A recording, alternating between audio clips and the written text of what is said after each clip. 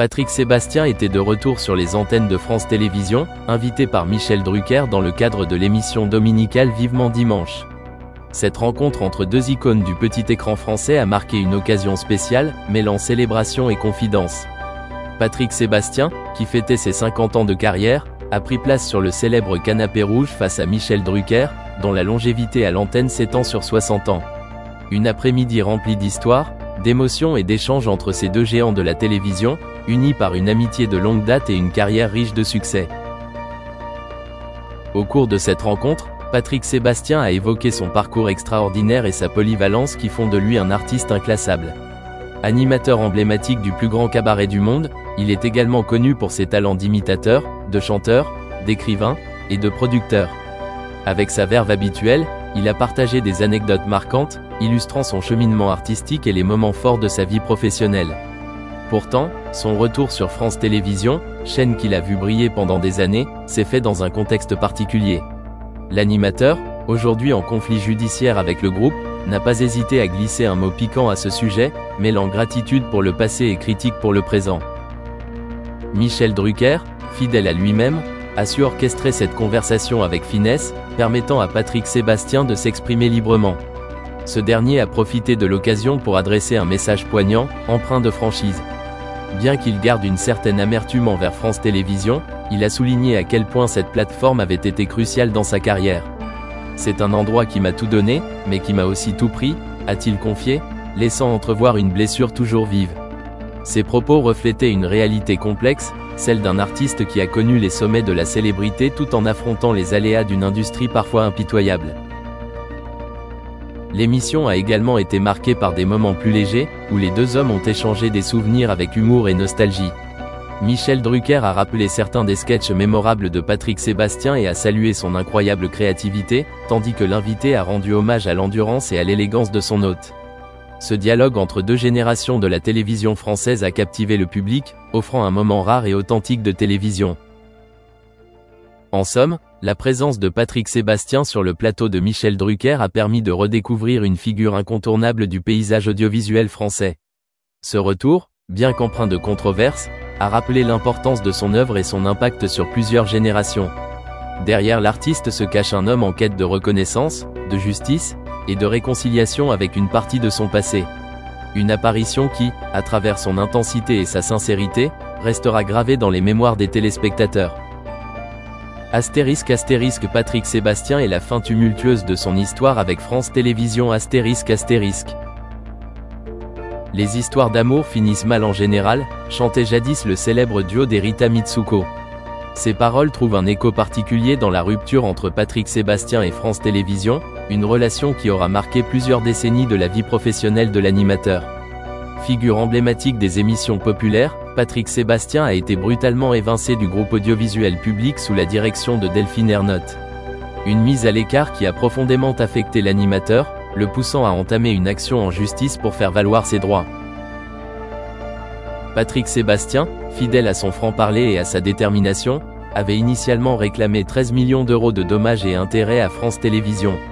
Cependant, l'issue judiciaire fut bien moins favorable que prévu. Le montant final qu'il a obtenu s'élève à un peu plus de 300 000 euros, une somme que France Télévisions a jugée suffisante pour interjeter appel. Ce dénouement financier a suscité de vives réactions dans les médias et parmi les téléspectateurs qui suivent Patrick Sébastien depuis des années.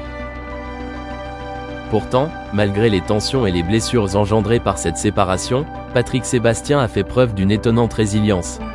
Loin de nourrir une rancune tenace, il a saisi l'occasion de revenir sur les antennes de France Télévisions. Lors de ce retour, il a adressé un message empreint de sincérité et de gratitude envers les équipes et les dirigeants de France 3 et France 2, qui lui avaient permis d'évoluer au sein du groupe pendant tant d'années. Je suis vachement fier d'en avoir fait partie et je voudrais remercier la direction de France 3 et de France 2 de m'avoir fait confiance, a-t-il déclaré avec émotion, concluant sur une note d'humour fidèle à son style inimitable. Cet épisode illustre non seulement la complexité des relations professionnelles dans le monde médiatique, mais aussi la capacité de Patrick Sébastien à rebondir face à l'adversité. Bien que la fin de sa collaboration avec France Télévisions ait été marquée par une note amère, il demeure un personnage profondément attaché à ses valeurs et à son public. Cette expérience, bien qu'éprouvante, semble avoir renforcé sa conviction de poursuivre sa carrière avec la même passion qui l'anime depuis toujours. Patrick Sébastien, véritable monument de l'animation et du spectacle en France, a récemment partagé un récit bouleversant de ses épreuves personnelles, mêlant ennui judiciaire et sérieux problèmes de santé. Dans une interview émouvante accordée au Astérisque parisien, il a révélé avec franchise et dignité les détails de son combat contre 2 cancers qui l'ont profondément marqué. Malgré l'ombre de ces maladies graves, l'animateur a fait preuve d'un calme impressionnant, montrant une sérénité qui force le respect. Désormais guéri, il revient sur cette période éprouvante avec un regard lucide, tout en conservant l'énergie débordante et l'enthousiasme qui le caractérisent. À 71 ans, Patrick Sébastien refuse de céder à la peur ou au ralentissement. Il affirme vivre comme s'il avait 40 ans, bien que ce mode de vie frénétique soit parfois critiqué. Aujourd'hui, tout va bien, j'ai vaincu 2 cancers, je ne fais pas d'excès à part la cigarette mais on ne sait pas ce qui peut arriver, explique-t-il, conscient des risques mais déterminé à profiter de chaque instant.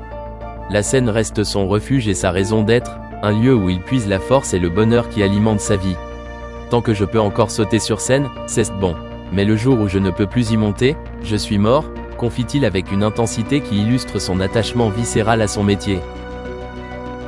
Ce témoignage poignant révèle un homme à la fois vulnérable et invincible, qui puise sa résilience dans sa passion pour la vie et pour le spectacle. Malgré les épreuves, Patrick Sébastien n'a jamais perdu sa joie de vivre ni son amour pour la scène. Ce combat contre le cancer, bien que difficile, semble avoir renforcé sa philosophie de vie, vivre pleinement, sans se soucier de ce que demain pourrait apporter. Cette attitude courageuse inspire ses fans, qui le suivent depuis des décennies, et montre que même face à l'adversité, il est possible de rester debout, fidèle à soi-même. Patrick Sébastien est un exemple vivant de combativité et de résilience, un homme qui refuse de se laisser abattre par les aléas de la vie. Sa sincérité et son énergie communicative continuent de marquer les esprits et de rassembler des générations autour de ses spectacles. Il rappelle à chacun l'importance de savourer le moment présent, d'embrasser ses passions et de se relever après chaque chute. Nous lui souhaitons de nombreuses années encore sur scène, à faire rire, rêver et vibrer son public, et surtout, de continuer à profiter pleinement de la vie qu'il chérit. Bien qu'il n'ait pas pu mettre le doigt dessus, il se souvient avoir déboursé plus de 10 000 $, peut-être même près de 20 000 $, en tout.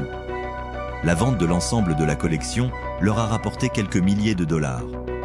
Selon Chumlee, après avoir acheté un produit pour l'émission, ils doivent généralement le conserver pendant 30 à 90 jours, ou plus longtemps s'il est destiné à être diffusé dans un épisode.